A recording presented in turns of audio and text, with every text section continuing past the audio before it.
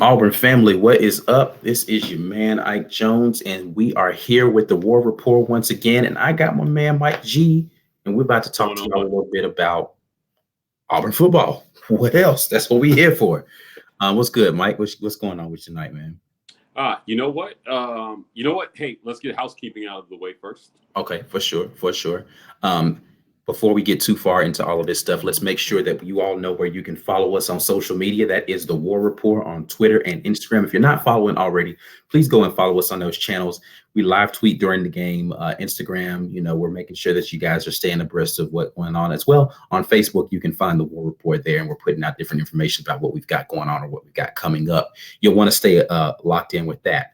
In addition to that, if you are watching this on YouTube, make sure you click like and subscribe. We want to get those subscription numbers up because that's the only way we can continue to bring you guys this content is if YouTube is like, yeah, this channel is awesome. And you guys want to hear more from them. So click like, click subscribe. Outside of that, those are our social media handles right down there in the bottom. I am G.I. the artist on Twitter and Instagram, and you can follow my man Mike Gittens on Twitter. So yeah, housekeeping out of the way. Housekeeping out of the way. Let's get to it. Well, tonight we thought it might be fun to talk about the history of Auburn quarterbacks. Right. To keep it relevant for a lot of the super young fans. We're not going to go too far back, but super relevant to myself and yourself. Early 2000s when we were in school, they really got started off with Daniel Cobb. Yeah. And this was an interesting era of Auburn football. Probably this was the OG, right? This was the original quarterback controversy. Sure. Yeah. When we were in school, Daniel Cobb or Jason Campbell. Cam was the obvious talent. He was the Gatorade Player of the Year. He was out of Mississippi, State Player of the Year. Came with all the high school accolades. He was the heir apparent. Daniel Cobb was the ultimate game manager. Right. So thinking about that year, thinking about that 2003 season where they were really kind of battling out for that starting job. We played some good schools that year. We had came in highly heralded, number 17 in the nation, opened up against USC, got blown out. That was the Matt Leinart, Reggie Bush, Lindell White USC squad.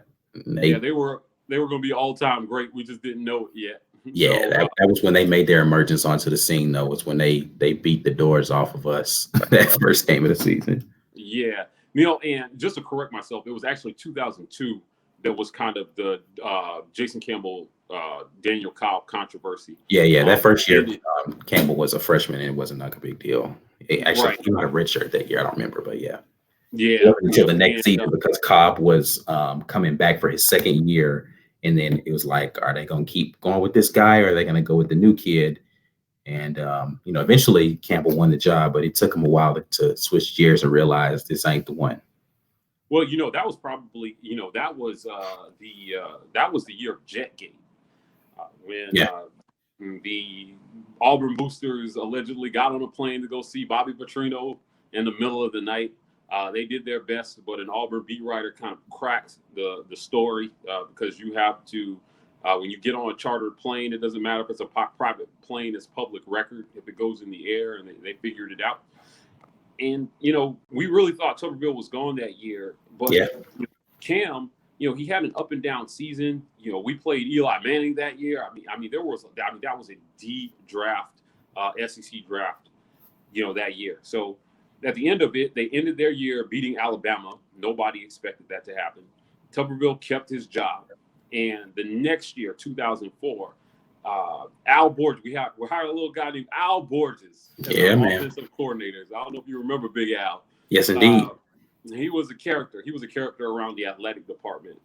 At the time, I was filming Auburn football practices, games, doing highlight films for them. And Al, I think, was one of the first offensive coordinators because J-Cam played for a different offensive coordinator every year. Yeah. Unreal. And it wasn't until Borges came in that I felt like they really kind of were able to maximize his talent. It seemed like he was reading defenses better. We had an all-time great defense that year, but on offense, Silas Daniels, Ronnie Brown, Cadillac, those guys. I mean, it was a shock to everybody that those guys had decided to come back. And they went all the way that year. Yeah, it was an exciting time for Auburn football. Unfortunately, we got left out of the championship game. Nobody is officially the champion of that year after USC got caught because Reggie Bush was a pro. Yeah. So, I mean, fond memories of Jason Campbell for sure. Yeah, that was definitely a good time to be on the Plains. That team was really great. The camaraderie with that team was awesome. I enjoyed just kind of watching them matriculate through their careers down there at Auburn. But Campbell was one of those guys where he just always seemed to make the right plays when you needed him to. Like, he didn't do a ton. He wasn't like this record-setting quarterback, but he was one of those guys. He wasn't going to get you in bad situations often. He was going to hit those big plays when you needed him to, and he was going to do his job out there. But he was capable of, in any given game, putting up big numbers if the offense required that game. It's like, all right, we're going to have to pass to win this one. You felt okay putting the ball in his hands and letting him rip it. Right. So it was definitely a good time to be an Auburn fan. Well, he had a lot of underrated receivers on that team as well, too. Some guys that I feel like really helped make him into a first-round quarterback. Courtney Taylor, Ben Devin Aromashadu was on that team. I mean, those guys were fast. They were reliable. We had a tight end, and his name just flew right out of my head. But he went to school in Mobile. Yeah. Mobile or Montgomery? Tight end that we had. I think his last name was Nix. And he was solid. They had talent all over that squad. J Cam knew how to give him the ball. He got him the ball in stride. He wasn't going to miss. He wasn't going to miss a wide open receiver down the field. And we ended that season against Virginia Tech in the Sugar Bowl. I remember being there to watch that. That was a talented Virginia Tech team that we played. They had Eddie Royal on that team. Some guys that, they were a 1 or 2 loss team that year.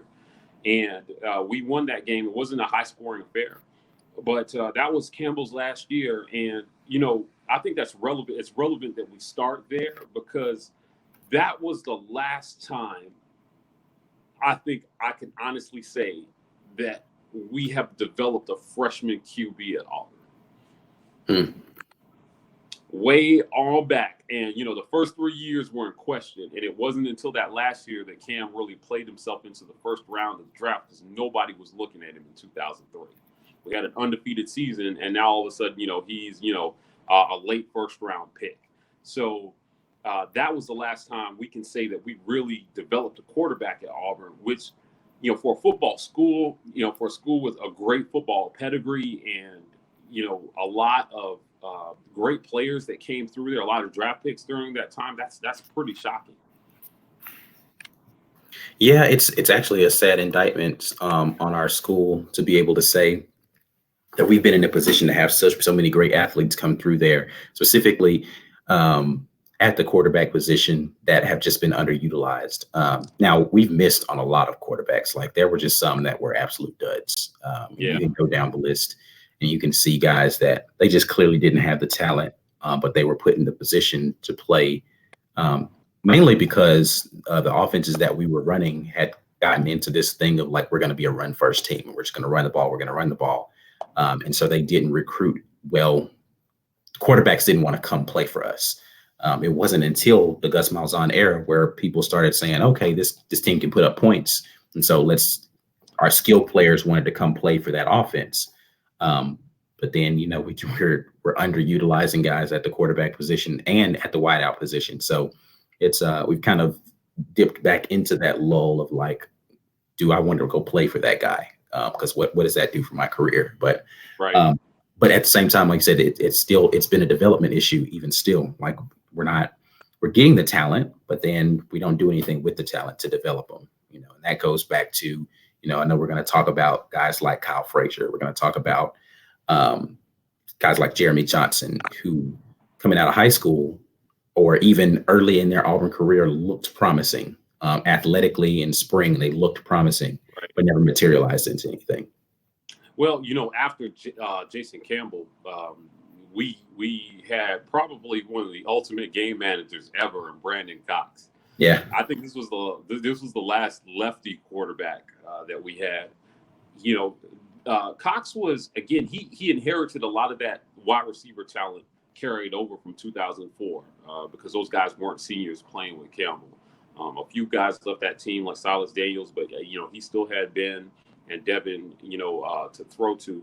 And Cox, we made it to a 10-3 season under Cox in 2006, 2 years removed, and he did, but he was kind of made of glass. He was always injured. right. He was not fast at all. I mean, he was probably the least athletic guy I've ever seen. But he was tall. He could see. He could make most of the throws, but he wasn't the guy that was going to really take us to the promised land. So Yeah, he didn't have a couple of years of that. arm. No, he didn't. And he was a starting quarterback at Auburn for 3 years. Right. So we had 3 years of that. Brandon, though, never lost to Alabama. So he's got that on his resume for sure. And that's honestly what kept Tupper. I know we're not here to talk about Tupperville, but that's what kept him his job as long as it was. He went we won 6 straight against Bama during the Tupperville period. 6 straight. Like the that. Infamous 6 fingers. Yeah, that's why he was able to keep his job for as long as he was, because he would not lose to Alabama. He just kept beating them. Well, what the thing with Tuberville was, he was an underrated developer of talent. Yeah. More guys came to Auburn 2 stars, right, and left as draft picks, right, than almost any other coach in college football, in recent memory. He found those guys who, like, their draft, their high school rating, like, probably wasn't super accurate. Like, they were overlooked kids at programs. He wasn't going out there like I think at the time, this is when Florida was a powerhouse in the conference, and this is when LSU was really starting to make their surge in dominance in the conference. Like, he knew he couldn't compete with some of the bigger schools as far as like being able to recruit talent, so he didn't even try to. He's like, all right, we're going to get these guys and we're going to coach them up, and he did a really great job of getting guys to perform at a high level. Now, these guys are super talented guys, had professional careers. I think about Carlos Rogers, the great career he had. Some of the linebackers we had on that team, like, they were able to, like, find talented guys, but coming out of high school, these weren't highly touted guys, and he was just able to get a lot out of those guys and allow them to show their talent on the field and go on to have successful careers after that. And that's kind of the indictment that you have against Gus Malzahn, is like, he comes in with all the talent, but then he doesn't do anything with them. Like, he doesn't improve them. He doesn't make them better. And then now their tape doesn't look great. And when they want to go to the league, they don't have great tape to show anybody. Well, I think, comparatively speaking, if you gave Tommy Tuberville this talent, we might have had 2 or 3 undefeated seasons in a row. Yeah. As a coach. I liked Tuberville a lot. He ran a clean program. Do you remember a guy named Jay Ratliff? Ratliff was a D tackle at Auburn. Again, came in a 2-star, and when he made the Pro Bowl with the Dallas Cowboys, he had a pretty good pro career. He played with the Cowboys, the Bears. He bounced around a few teams. Jay was. I filmed his pro. I remember filming his pro day, and the scouts were amazed at how great, his hands were, how quick his hands were. And so he slipped into the draft on the back end and just had a great career. But Tuberville was a defensive coach, so we weren't seeing that kind of development really at QB. Right. But the type of system that he wanted to run never really required a dynamic athlete at quarterback. Yeah. So we weren't really going to see that. We were just going to be a good, all-around, solid, fundamental football team under Tuberville. So after the Brandon Cox years is when he tried it. He tried to transition to something a little bit more different with Cody Burns. Yeah, man. Yeah, we don't have to spend a lot of time here. That didn't work. I love Cody. Listen, Yeah. Cody is a team guy, like just a Yeah. class. Yeah. I mean, that's the perfect way to describe him, though, is because when he realized he wasn't going to be that guy at quarterback, he transitioned to wide receiver, and that worked out well for him. Yeah, it did. He had a great career as a wide receiver for us, and now he's a wide receiver coach, but yeah, from the quarterback position, he was not great. Yeah, he was not the answer. I mean, at the end of the day, really what it was is he couldn't throw. Yeah. And he couldn't throw the ball well enough to be an SEC quarterback. But, Cody, again, just a class guy. He was, I probably on the tail end of Tuberville, so he was one of Tuberville's guys. But, like, Cody, just came in and realized that he could help the team better from another position. And then you have Chris Todd. You've got Chris Todd. And so this was the start of actually the Gus Malzahn era of offense at Auburn. Yeah. Chris Todd was a JUCO quarterback from some bumble town in Kentucky, right? And came in and actually set passing records at Auburn in Gus Malzahn's offense. And, Gus came to us from Tulsa, and he had a similar type quarterback in that system that was also doing really well, throwing the ball, spreading people out. So Chris Todd, he wasn't the game breaker, but we played a pretty interesting bowl game against Northwestern. It was an exciting bowl game against Northwestern that they won. And Chris Todd, he was a good team guy. He was definitely the best quarterback on the team at the time, right? So they didn't have the guy, but they made Chris Todd the best guy that he could be with that system. And then came kind of like the golden age, right? Trooper Taylor went out to scout a guy out at Blinn College in Texas, Blinn Junior College. And he came back, and they told Chizik, they said, listen, there's this guy you got to see, and we have to get him. We have to get him. His name was Cam Newton. Cam, I think that his travels, from Florida to Blinn and then back to Auburn are well documented. There was some controversy surrounding that.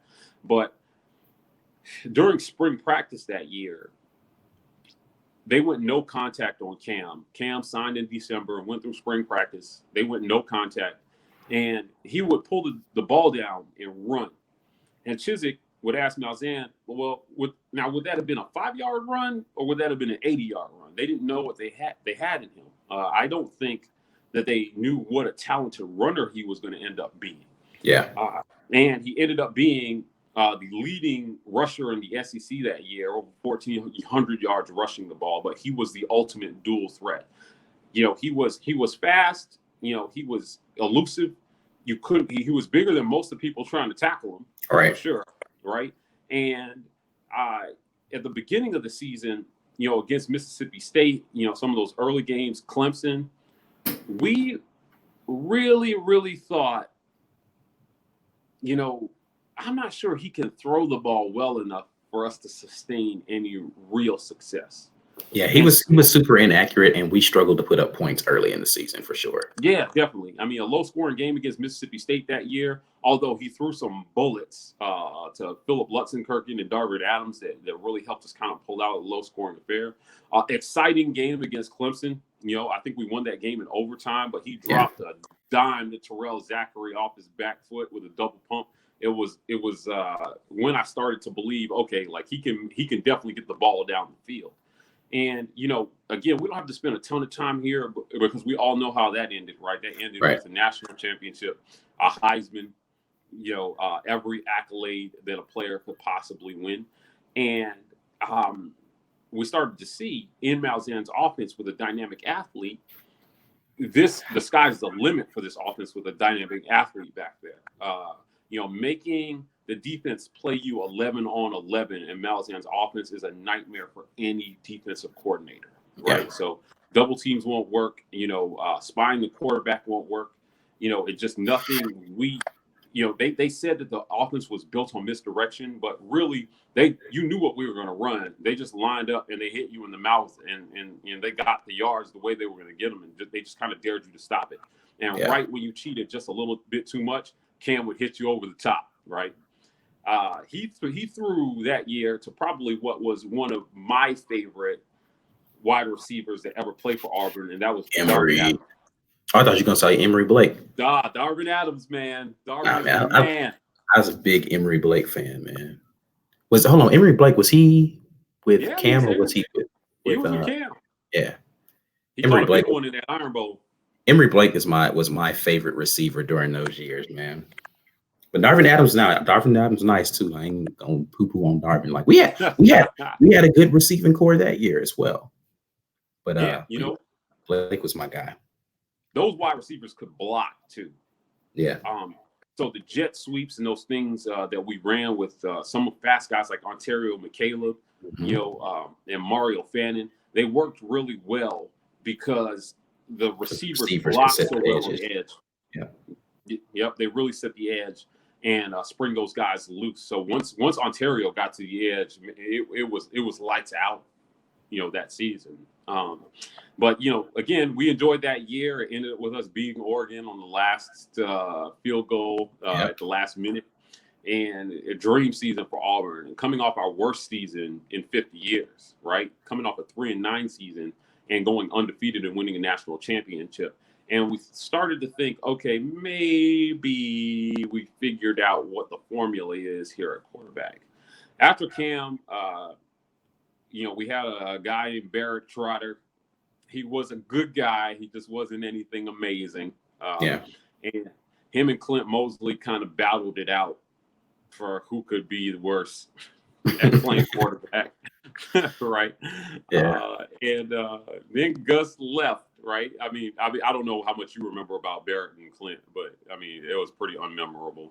No, there's nothing to really talk about there. I mean, there's not really much to talk about with the next two guys either, other than like just underachievement for guys that came in highly touted as far as their athleticism is concerned. Right. Yeah, those guys didn't show anything. I remember the first time I saw Kyle Frazier come into a game, and like they would show replays of Kyle Frazier's eyes, like, and he just looked like a deer in headlights out there. Oh man, terrible. Like he looked so nervous all the time, and it's like I don't know if he just naturally had those like really, but like he just looked like he was scared the entire time he was out there on the field. It looked bad. I was just like, man, I feel sorry for this kid because he doesn't look like he even wants to be out there half of the time. They were trying to run him a lot. They were trying to turn him into this dual threat guy, which he was athletic enough to do that. He actually ran the ball fairly well. Good God, every time they asked him to throw, it was an adventure. You were just like, oh man, please just don't throw a pick. Yeah. It felt like we should have been running like a Georgia Tech triple option type offense with him, right? Because throwing was definitely not his thing at all. Yeah.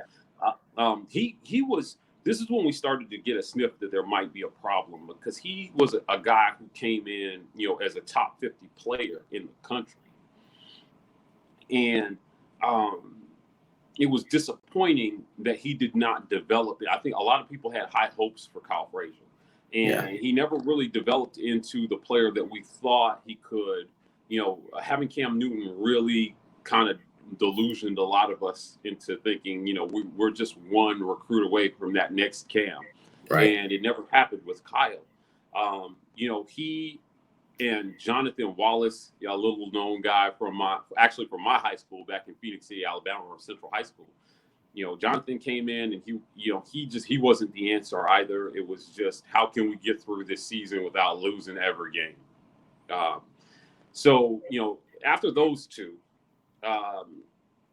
Malzahn comes back, and not to a whole lot of fanfare. Chizik is out. They bring Gus back. They formed a 5-person committee. I think Barkley was on the committee to bring Gus back, right? Yeah, he was. And we get another JUCO, and it's Nick Marshall. He started at Georgia. He was part of the prayer and Jordan Hare. I don't know if you remember that one. Of course I do. Right? But no, I'm sorry. He was not. Trey Matthews was. But Nick Marshall started. Oh, yeah. Nick Marshall was the quarterback for that Quarterback. play. Yeah. And so, he came in as a pretty well-developed junior college quarterback. And he won the job against Jerry Johnson. And man, what? Honestly, that should have been the signal right there that Jeremy Johnson wasn't ready when he could not beat out Nick Marshall, because Nick was not a great thrower of the football that first year.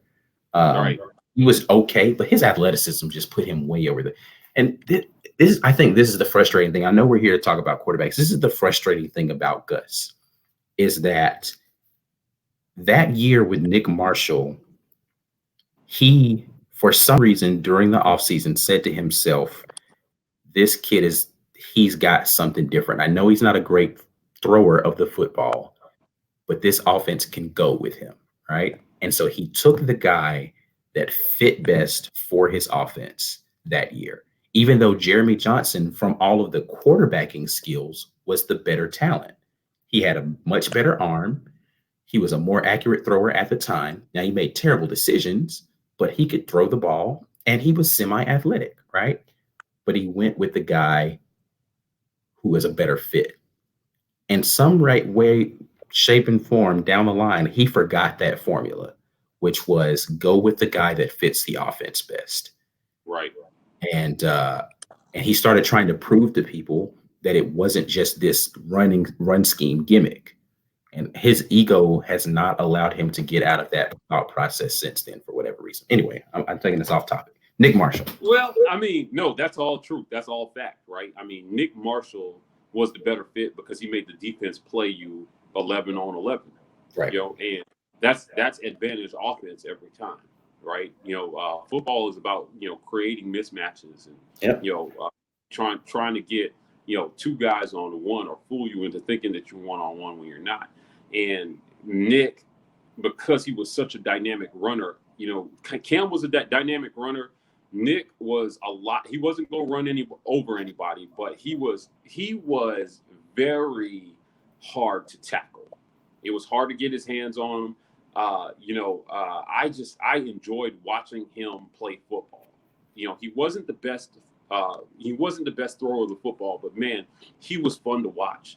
And in that Gus Malzahn offense, when you turned him loose, because he was such a run threat and you had to play us 11 on 11 that year, he found some really wide open receivers and he just had to throw it anywhere in their vicinity and they were going to catch it. Right. Yep. So, I mean, the Nick Marshall years. It's debatable whether or not they're going to catch it if Sammy Coates is the guy on the other end. Sammy Coates only made the amazing catches. Like the stuff that was super easy, he would routinely drop that. But man, he made some catches that were just like, how did you even come up with that? Right. He was fast. Sammy was super fast. So, coming out of the Nick Marshall years, because, after that national championship, we felt like we had the same type of team. Yeah. Right. And there were a lot of uncharacteristic mistakes in Nick Marshall's second year, and we finished, with a disappointing record. And this is where I feel like before that year, 8-5, something like that. Yeah, I mean, it was an 8-win season. It was nothing, to write home about. But this is when we really started. I keep interrupting. I remember that Texas A&M game that we lost that year, where we fumbled the ball twice in the last 2 or 3 minutes of the game. Like one of them was on the 40-yard line, the other one was in the red zone, down inside the 5. Both of them on snap exchanges, and I was just like, "Oh my God!" We should have. Anyway, that was that. I remember that game so distinctly because I was at a bar, kind of watching the game on mute up on the television because I was at an event, and so the first time it happened, I was like, "What just happened?" And they showed the replay. I was like, "Okay," and I was like, "All right, man, we lost." Defense got us the ball back, and then it happened again. I was just like, I'm done. That ruined my entire night that night. Anyway, Reese Dismukes was our center, yeah, man. and he was a part of some of those fumbled snap exchanges. It was pretty. I mean, I was putting those were all on Reese. Both of them were. I couldn't Yeah, believe he did it twice in one game. Because I remember it like it was yesterday too. And I mean, for it to happen twice in one game in back-to-back series, I'm like who paid Reese to throw the game? right. Like it seemed like Oh somebody man. paid him to throw the game because it was pretty unbelievable that an all SEC center would make that mistake twice in one game. But this was the handoff from Nick Marshall to Jeremy Johnson, Yeah, and this is when we started to believe that this offense would actually set up a little opposite of what it had been in previous years. Auburn yeah, traditionally, in this offense has been a run first play action, hit you over the top offense. And with Jeremy Johnson, because he was not a dynamic runner, he was a decent athlete, but he was not dynamic by any stretch right. carrying the ball. We were supposed to be a throw first, run second team. And And the small sample set that we had when he played the first half against Arkansas, Arkansas, yeah. everybody was like, all right, this dude could actually throw the ball. Like, man, we're gonna be awesome next year. He came out and threw Nope. what, 2 or 3 picks in that first game against Louisville. Louisville, yep. I was there. I watched that one in person. I was Watched that one actually in person. I was actually on a cruise, and we were watching that on the TVs on the boat, and I was just like, I don't believe this is happening right now. And they were bad picks too. Like it was like some of those, where and why were you throwing the ball here? He was just forcing the ball up, like he just all he knew what was the Duke Williams, was that the receiver? Yeah, dude. He Yeah. just kept trying to force the ball to Duke Williams the whole game, man. I was just like, dude, there are other receivers on the field right now. What are you doing? Oh man. Well, we won that game, and we won that game. Because of the defense, though. Listen, Lamar Jackson was on that Louisville team. Lamar Jackson was the backup quarterback, though. He was. Yeah, and Lamar Jackson came in the game and he started killing us. And I was like, man, I'm glad he didn't start the game because they couldn't stop him. And then come Yeah. to find out, there's a good reason why they couldn't stop him, because this dude is like, had they known what they had in Lamar Jackson from game one of that season, we probably would have won. Ooh. I mean, that was this was a downhill slide because a lot of Auburn fans were asking themselves, how could this guy who started, an SEC game for a suspended Nick Marshall, came in and threw for 300 something yards in a half, all of a sudden regress in his second year as a starter? Yeah. So we were starting to get inklings that there might be some player mismanagement, particularly at the quarterback position around this. The heir apparent to Jeremy Johnson or the last resort was Shaun White. I hate getting down on young kids, but man, he was one of my least favorite. Like Cody was not a good quarterback, Yeah. but he was a great guy. Exactly. Chris Todd, same thing, man. Like he wasn't the best quarterback, but he was easy to root for. Even Barrett Trotter, like it was just like, he's not he's not going to take us to the promised land, but you know what? I respect Barrett. Shaun White, that made 2 straight head cases for Gus. That ended with him being dismissed from the team after a public intoxication charge, after he lost the starting job, and back to Jeremy Johnson. And I didn't understand it. These are young, impressionable minds. Yeah. And a lot of these coaches are, parental figures while these kids are away from home. And, Shaun White lost his way. I thought it was the right thing to kick him off the team. He needed to understand that, football is not life. And, Right. that there were things in life more important than football. I wish Sean well. I hope that he found his way, but he definitely wasn't the long-term answer quarterback. And I yeah, mean, just to be frank, from let's take it outside of the off the field stuff. He just didn't have it on the field either. Like he had all the moxie in the world, but the kid couldn't throw the ball down the field to save his life. Like me and B Will routinely would talk about the effort that he put into throwing distance, where like he would literally put his entire body into throws. Like he would throw and like flail onto the ground because he needed to do all of that to generate enough to get the ball down the field. And that's the only way he could treat it. It was painful to watch. And he stayed hurt. Like he was hurt a lot. Again, he had all the moxie in the world, super confident kid. But he just didn't have it. He did not have it. well, in one of the all-time most selfish moves ever, right? He went out and played the game completely hurt, where he couldn't throw the ball, and then said he was hurt after the game, and he should have never been on the field. Yeah. Which I put that kind of on the coach for like allowing the player to dictate to him. It's like, I'm good. It's like, no, you're clearly not. You can't No, you're not. He was struggling to turn and hand the ball off. And it was only a couple of steps to do it. It's like he's barely getting to the handoff. And I'm just like, yo, this dude, like, he clearly can't play, man. Like, and I understand who you got behind him, but this ain't it. This is not working. Right. We still had hope for Jeremy. We were like, maybe the light will turn back on for Jeremy because what I really did. I was rooting, not just because I'm an Auburn fan and I wanted us to be better. I just really wanted Jeremy Johnson to like find his way back to whatever it was that clicked with him that Arkansas game. Like just figure it out again. And it just never. He had flashes a little bit. Like what was the bowl game against Memphis? He played pretty well in the little times that he would come into the game. I actually thought he should have played more in that Memphis bowl game because when he came in, he played well. But yeah, he just never seemed to figure it out, man. Yeah, the way I see it with Jeremy, it was another guy who was a Mr. Football Alabama. Yeah. He had all the accolades coming in, and it was just really disappointing to see him not kind of achieve his potential. I still believe with the right tutelage, he could have been a first-round pick in the NFL draft. And a lot of these players, we put a lot on the player when it's happening in the moment.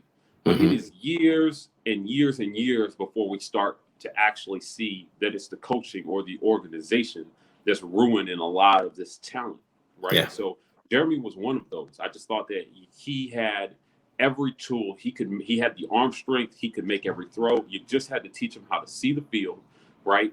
And how to go through his progressions. And he seemed to be able to do that. And then somehow just started regressing when the job was his. And that was again, you put that on coaching.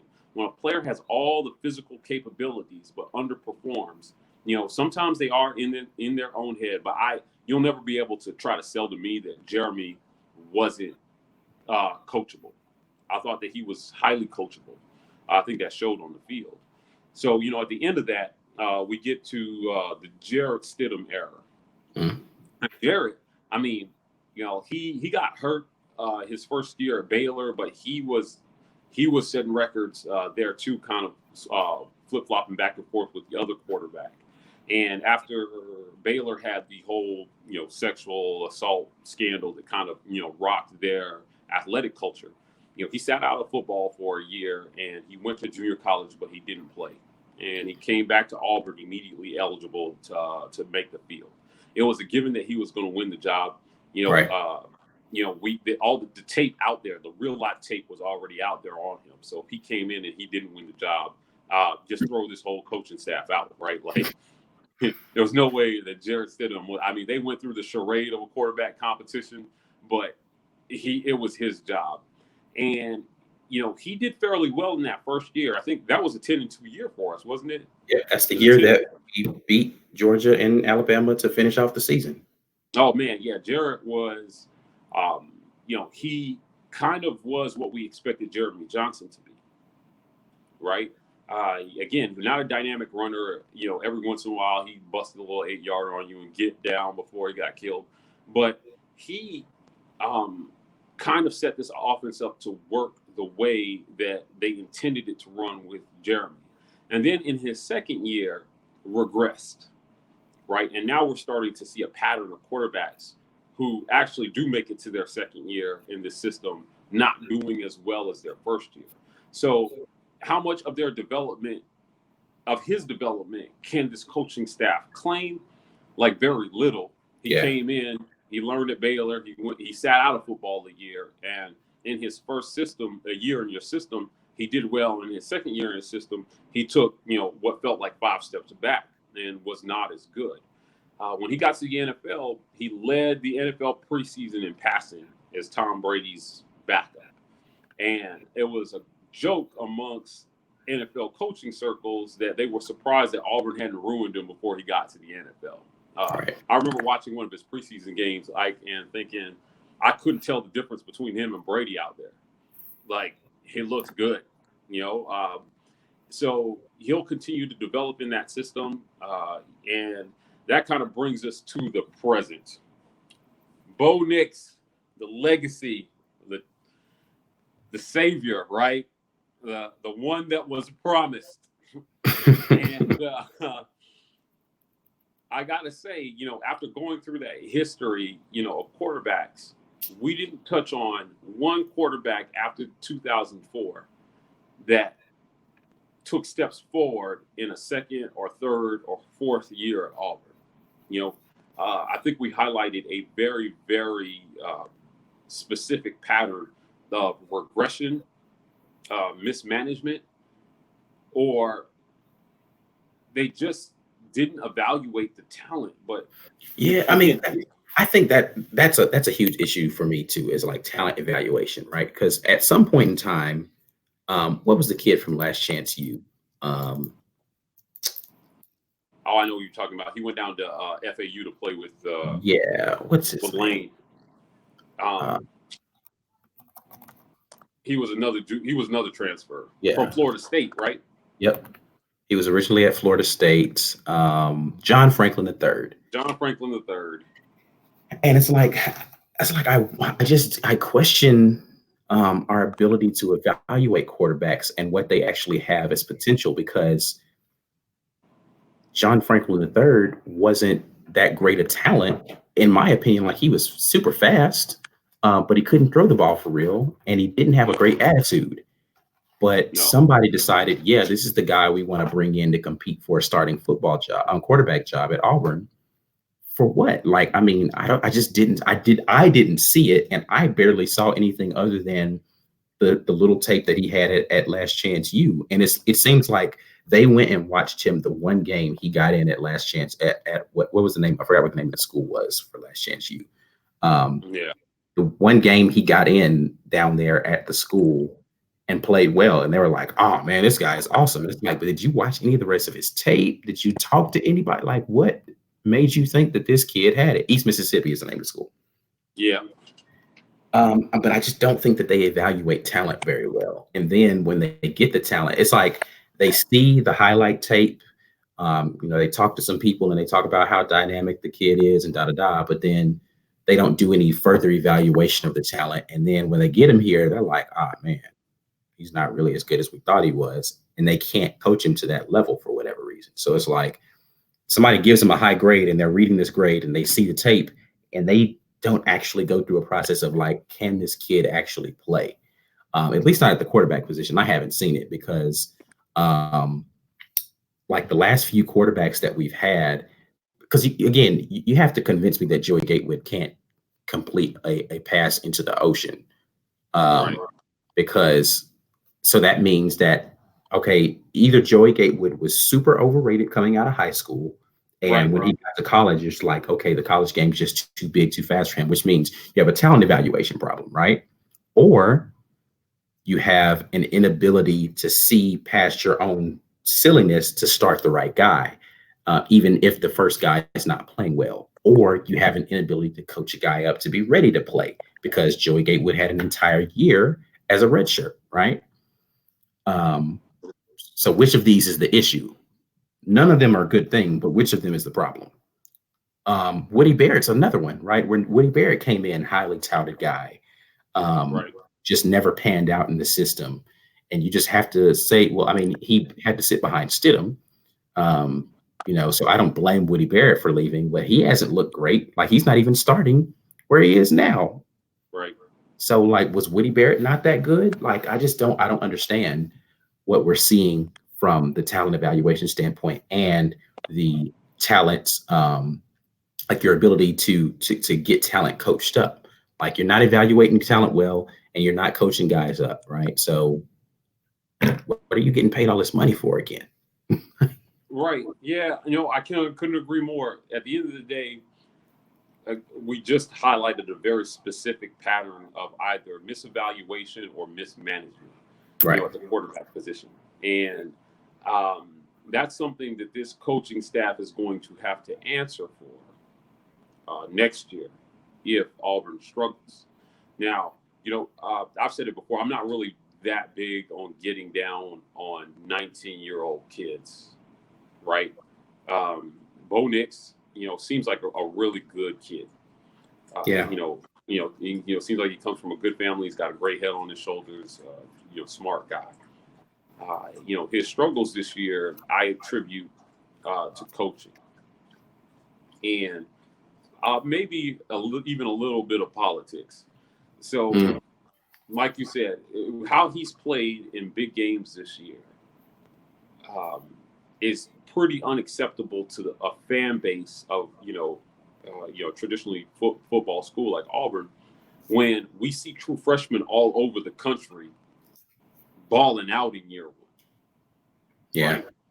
right? True freshmen all over the country, like just balling out in year one, or at least having average type seasons that give them hope for the next season. Yeah. And I haven't seen anything from Bo Nix that gives me hope for 2020, right? Like not yet. And we only have 2 regular season games and a bowl game left. Yeah. To see something. And I think the thing that frustrates me or is what gives me pause about like the future of Bo Mix is the same thing that we're outlining is like, if this is what he is right now, and we don't have a coaching staff that is able to develop guys, then how is he going to improve? Like, what is he going to do in the offseason to get better? Because it's a lot of what he's experiencing is issues. Some of it is the freshman thing. He's making freshman mistakes, and the game is a little too fast for him right now. He's not processing things quickly enough. But another large portion of that is just an inability in like his mechanics to do well. Like he throwing off of the back foot and not really setting his feet at all. When he does try to attempt to make throws, and he's just being wildly erratic because of the lack of mechanics. But like, how do you clean that up when you have a coach who's not really coaching for mechanics? He's coaching for execution of fakes. Right. And like he's trying to make sure that you understand the tempo and the speed that we want to play at. Like, I just don't see a development of a mechanically sound quarterback coming out of a Gus Malzahn system. Because again, as you said, the guys who came in with the tight mechanics played well in the system because they already knew that stuff. It wasn't because they got here and somebody worked on it with them. Is Dillingham going to be that guy? Can Dillingham put a quarterback in position to say, all right, I've got an entire season to work with you? Because I haven't seen it throughout the season. So maybe it's going to be the off-season program where they go get the mechanics together. But like, is he going to be that guy? Because Gus Malzahn traditionally has not been that guy. I don't know. Yet to be seen. Well, I think what's so disappointing about that is that if we were in a rebuild year, some of this might feel a little bit more acceptable. But you already have a championship level defense. You had an offensive line that had the most starters, returning in the SEC with the most starts. And you've got talent all over the field, at running back, at wide receiver. We've got the fastest guy in college football playing receiver for us, just the Olympic speed. You've got a great possession receiver in Seth Williams. You've got an experienced guy in Eli Stove who's made a lot of big catches and is good in a jet sweepy kind of offense. And seemingly the only plug was quarterback. So you had one job, develop the quarterback. Right. And for him to be where he's at is just really disappointing. You know, I'll say it one more time for the people at home. The players get the blame in the moment, and the coaches and the organizations don't get the blame until years later. Well, we're at the years later with this coaching staff on the offensive side, right? And Gus is the common denominator in all the changes that have happened, right? I mean, we've gone through offensive coordinators. He's called the plays. Other people have called the plays. Now he's back to calling the plays. We've been through, different wide receiver coaches. I mean, Cody Burns is our passing game coordinator. Right. Right.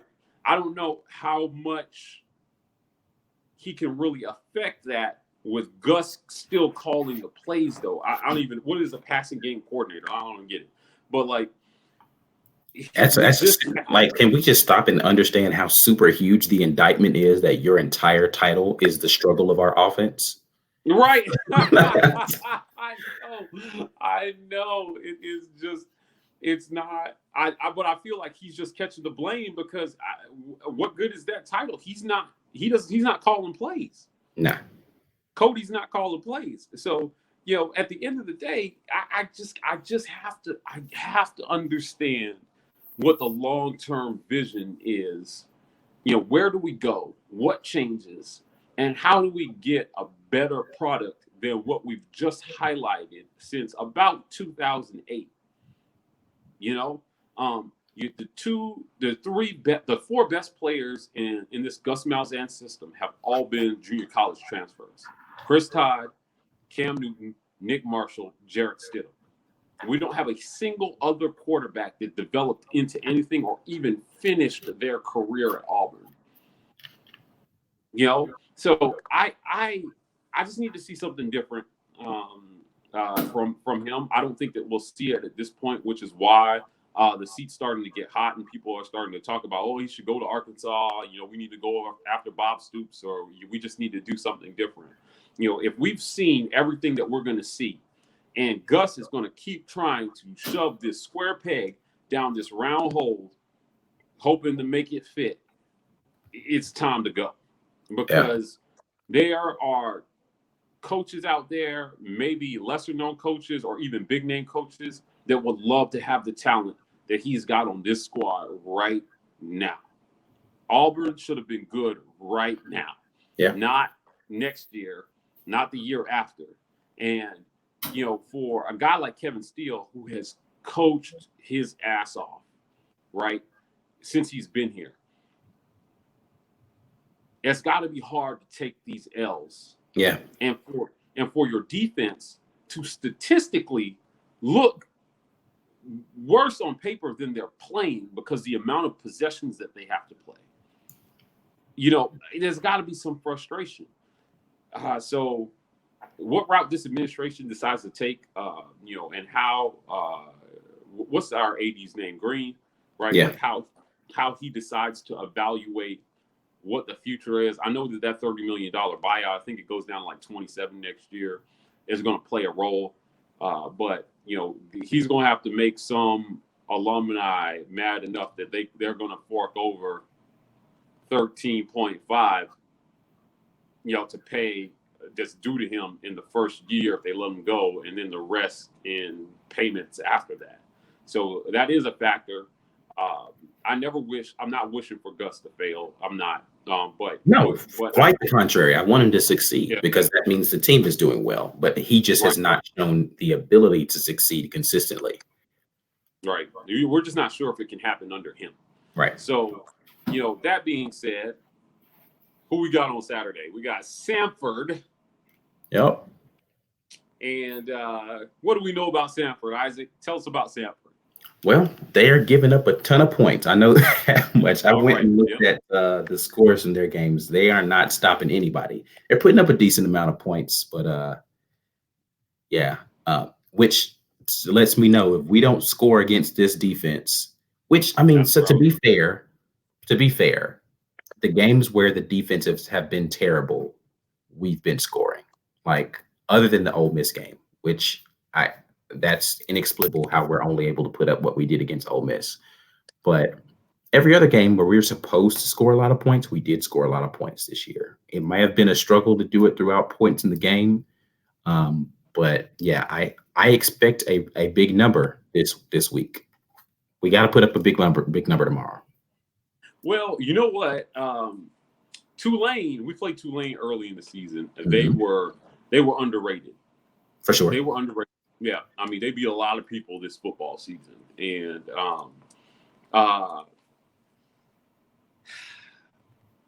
kind of looking at it, I think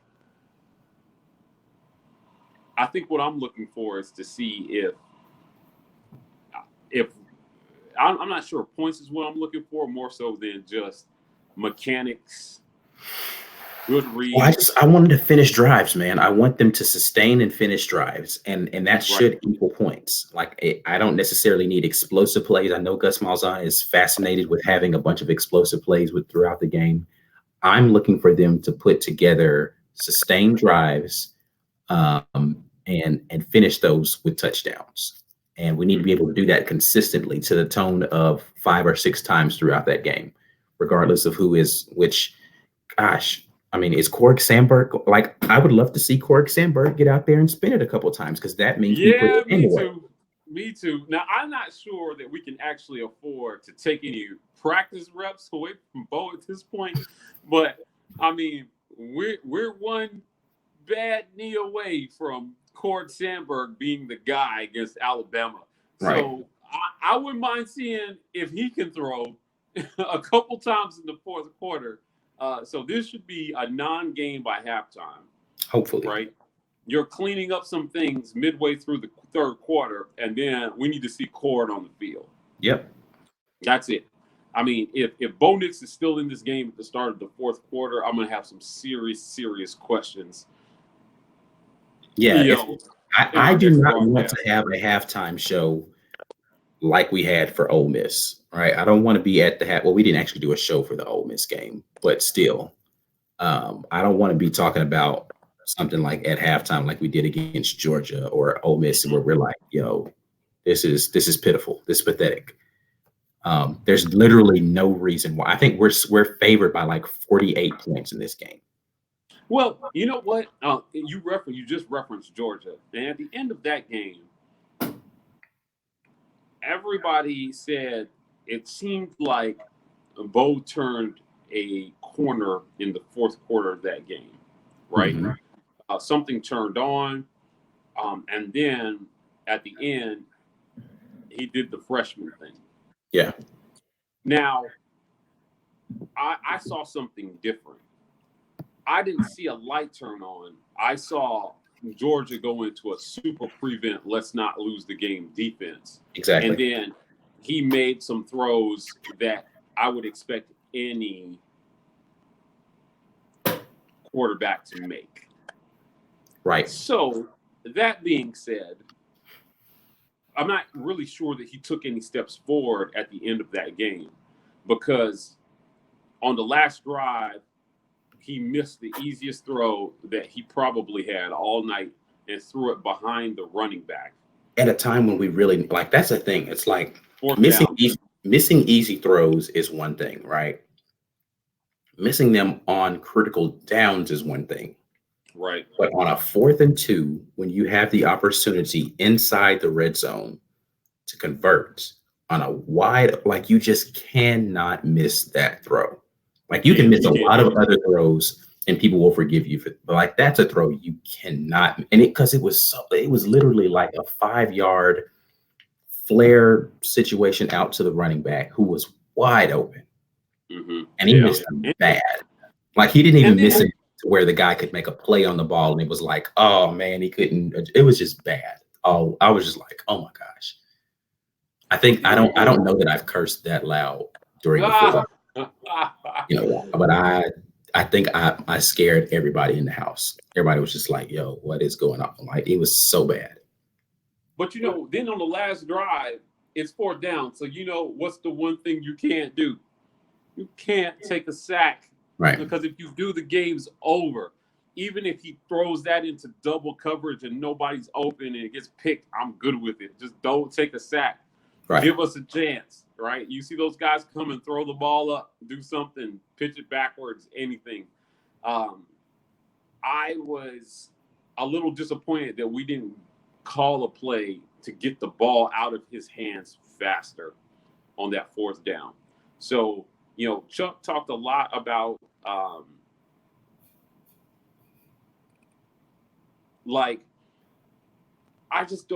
I'm trying to figure out how moving forward they're going to correct his decision making in critical moments. Right. And, that may be just part of being a freshman, but, we're talking about a very impatient fan base and a very impatient group of alumni. So I guess what I'm looking for Saturday is just a little bit of consistency in the throws and make the easy throws because they're easy. Set your feet, square your shoulders to your target. Check down when you need to. Take what the defense gives you, like that kind of stuff. Yeah. It's Samford. They're giving up a ton of points to everybody. If we score less than 40 in that game, I'm going to be really, really disappointed. I consider anything less than 40 a step backwards. I guarantee you I am going to have a rant brewing after that game if we have not put up 40. Yep. Yeah, it's going to be a serious one. I think that if they show any regression here, Gus, as long as they compete against Alabama, as long as they don't get embarrassed against Alabama at home, I think that Gus will keep his job going into next season. But if we perform poorly against Tulane and then get spanked by Alabama, I don't even know if he makes it to the bowl game. They might start a fundraiser for his buyout right after the Iron Bowl. They might start a bake sale, start washing cars, anything they can do to get 13.5 to get them out. So yeah. I for those of you listening at home, that's our history of Auburn quarterbacks. Yeah. It's a very disappointing history with some bright spots here and there. But for football school, for us not to consistently, under multiple coaches, not be able to find, a better than average quarterback is pretty disappointing. So, I know it's very rare that a school is it's a defensive and offensive football team at the same time, because that's what championship teams are made of, right? Like, no weaknesses, right? You score and you stop people. But right now, we've seen this kind of show just way too long. It's been too long since we've been good offensively. Yeah. 2013, really, to be exact. And 2017, I kind of count, but it didn't end in an SEC championship. It ended us getting blown off the field by Georgia in the SEC championship when we would have gotten into the playoff had we won that game. For sure. Right? Carry-on got hurt in that, but it was – I still expected us to win. And they got to find a way to beat Bama. If you want this fan base to have some hope, we got to beat Bama, and Bo's got to play well doing it. Yeah. That's the way I see it. You got to beat Bama. You got them at home. Their Heisman contending quarterback is going to be on the couch for the foreseeable future. The backup is in. This is the worst Bama defense we have seen in what feels like ages. Yeah. Right?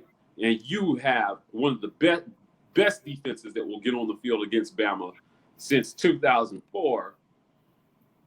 You've got to find a way to win this game. Right. And I would venture to say, with their backup quarterback in, you got to find a way to beat them by 2 touchdowns, I would think. We'll see what Mac Jones looks like this. It's against Western Carolina or something terrible like that. Like, they're not playing anybody worth anything. But we'll see what he looks like in some game action there. I didn't watch the second half of that game to kind of look at Mac Jones very much, but he looked okay. Solid. Yeah, I'd take him right now in our offense. 250 and 3 TDs, man. I take that all day. Yeah. 250 and 3 TDs. I mean, listen, Fromm gave Georgia 120 and 3 TDs, and they beat us. Right. You know, if we had gotten that from Bo, on 20 less throws, he threw the ball 50 times, and then we're probably having a different discussion. I mean, Auburn jumps right back into the top 10, into the fringe discussion for making the playoff if we end our season beating Georgia and Bama. Now we're relegated to spoiler, which is fine. It is what it is. It's going to be a disappointing season, but you can still finish a 10-3. A really respectable 10-3 versus what a lot of people agreed was a top 4 hardest schedule in college football this year. Yeah. So that's where Gus can really save his bacon, man. 10-3, and you lost on the road to Florida. Yeah, he can go play with bacon bits. Arkansas. Right. So anyway, that's our show for tonight. Yeah, man. Thanks for joining us. Check us out on Twitter at The War Rapport and Instagram at The War Rapport. I'm Mike G. That's Ike Jones. You can find us on Twitter. I'm at Mike Gittins. He's at GI the Artist. Tomorrow we'll be broadcasting live before the Samford game at 10:30 Central.